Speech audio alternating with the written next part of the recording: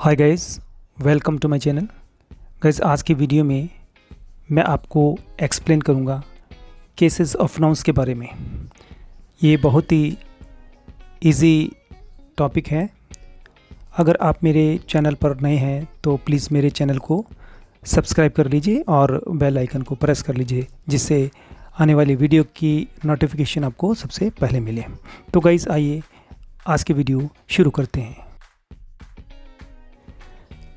Cases of nouns 4 types के होते हैं गाइज। ये 4 प्रकार के होते हैं। चलिए मैं इनको 1 बाय 1 करके एक्सप्लेन कर देता हूँ। सबसे पहला केस होता है सब्जेक्टिव केस। इसका ओल्ड नेम है नॉमिनेटिव केस। गाइज, जब भी सेंटेंस में वर्ब से पहले कोई नाउन आता है तो वो सब्जेक्टिव केस में होता है। इसके एग्जाम्पल्स आपके सामने हैं। फर्स्ट एग्जाम्पल है the train passed the signal. गाड़ी ने सिग्नल पास किया या गाड़ी सिग्नल से गुजर गई। तो यहाँ पर पास्ट जो है ये वर्ब है, वर्ब की पास्ट फॉर्म, और इससे पहले जो है वो नाउन है द ट्रेन। यही सब्जेक्टिव केस है। सेकंड एग्जांपल है cricket is played in winter. Cricket शीतकाल में खेला जाता है। तो गाइज, यहाँ पर क्रिकेट जो है ये नाउन है जो कि वर्ब से पहले आया है, तो यही सब्जेक्टिव केस है। यहाँ पर सब्जेक्टिव का ये दूसरा एग्जाम्पल है। तो यहाँ पे मैं बता दूँ कि to be verbs is, are, am, was, were, look, seem, appear, इनके बाद आने वाला नाउन भी सब्जेक्टिव केस में ही होता है। इनके बाद आने वाला नाउन भी सब्जेक्टिव केस में ही होता है। चलिए इसके एग्जाम्पल्स रीड करते हैं। गाइज, यहाँ पर मैंने एग्जाम्पल्स 2 ही दिए हैं, लेकिन एक बार फिर से बता दूँ, जो भी noun is, are, am, was, were, look, seem, appear के बाद आएगा वो सब्जेक्टिव केस होता है। तो यहाँ पर फर्स्ट एग्जाम्पल है it was Monu who came to see me. Monu ही मुझे मिलने आया था। तो वॉज के बाद मोनू सब्जेक्टिव केस में है, क्योंकि वॉज वर्ब है और मोनू नाउन है जो कि सब्जेक्टिव केस में है। सेकंड एग्जांपल है Divya became a doctor. Divya एक चिकित्सक बन गई। तो बिकेम यानी कि ये सेकंड वर्ब है, सेकंड फॉर्म। तो बिकम जो है ये वर्ब टू बी वर्ब में आती है। तो इसके बाद है अ डॉक्टर। ये नाउन जो है सब्जेक्टिव केस में ही है। इसी प्रकार से आप कई सेंटेंसेस अपने आप लिख कर और उन्हें अच्छी तरह से समझ सकते हैं। अब है नंबर 2 ऑब्जेक्टिव केस। पहला था सब्जेक्टिव केस, दूसरा है ऑब्जेक्टिव केस। इसका ओल्ड नेम है एक्यूसेटिव केस। तो गाइस, जब भी वर्ब के बाद कोई नाउन आता है, जब भी क्रिया के बाद कोई नाउन आता है, वर्ब के बाद कोई नाउन आता है, तो वही नाउन ऑब्जेक्टिव केस में होता है।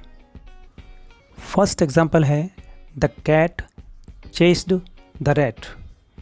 बिल्ली ने चूहे का पीछा किया। चेस मीन्स होता है पीछा करना, और इसके बाद जो नाउन है वो है द रैट। तो ये ऑब्जेक्टिव केस में हुआ। नेक्स्ट है example she open the door. उसने दरवाज़ा खोला। तो ओपन तो हुआ वर्ब, और इसके बाद जो नाउन आया है वो है द डोर। ये भी ऑब्जेक्टिव केस में है। तो गाइस, एग्जांपल तो 2 हैं, लेकिन इसी प्रकार से आप और भी कुछ एग्जाम्पल लिखकर उन्हें अच्छे से समझ सकते हैं। यहाँ पर ऑब्जेक्टिव का दूसरा एग्जाम्पल है। गाइस, जब भी कोई नाउन या प्रोनाउंस यानी संज्ञा या सर्वनाम प्रेपोजिशन के बाद आता है, प्रेपोजिशन जैसे on, of, up, down, over, from, etcetera, अगर नाउन्स या प्रोनाउंस इनके बाद आता है तो वो भी ऑब्जेक्टिव केस में ही होता है। एग्जाम्पल आपके सामने है। फर्स्ट है एप्पल्स ग्रो ऑन ट्रीज,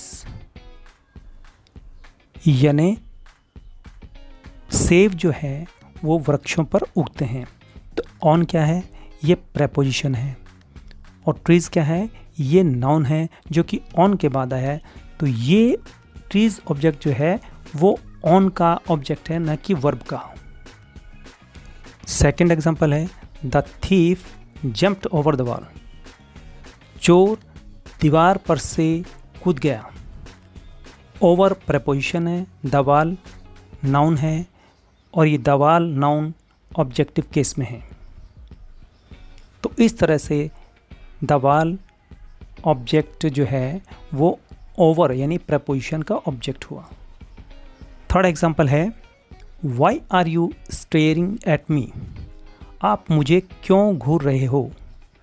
तो यहाँ पर एट प्रेपोजिशन है और मी ये प्रोनाउन का ऑब्जेक्टिव रूप है, तो ये ऑब्जेक्ट हुआ, यानी अब मी जो है एट का ऑब्जेक्ट हुआ।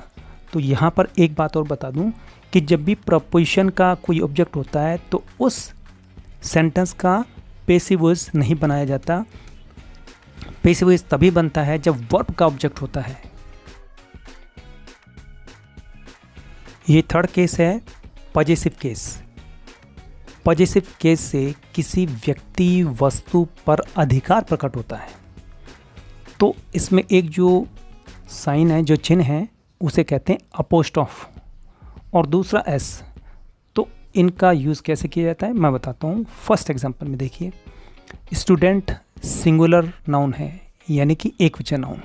जब भी एक वचन नाउन होता है, सिंगुलर नाउन होता है, तो उसके बाद पहले अपोस्ट्रोफ लगता है, उसके बाद एस लगता है। तो इसका मतलब हुआ विद्यार्थी का कमरा। और सेकंड एग्जांपल में स्टूडेंट्स प्लूरल नाउन है, यानी बहुवचन नाउन है। तो जब भी बहुवचन नाउन होता है तो उसके बाद ओनली अपोस्ट्रोफ ही लगता है, फिर एस नहीं लगता।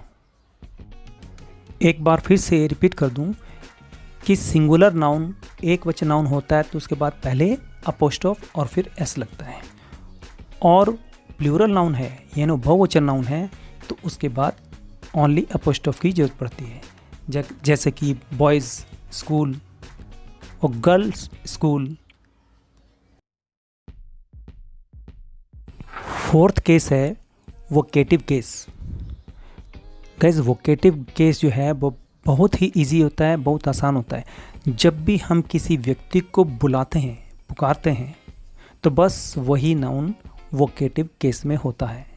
जैसे कि फर्स्ट सेंटेंस है, इसमें हम स्टूडेंट्स को बुला रहे हैं, तो बोल रहे हैं students look at the black board.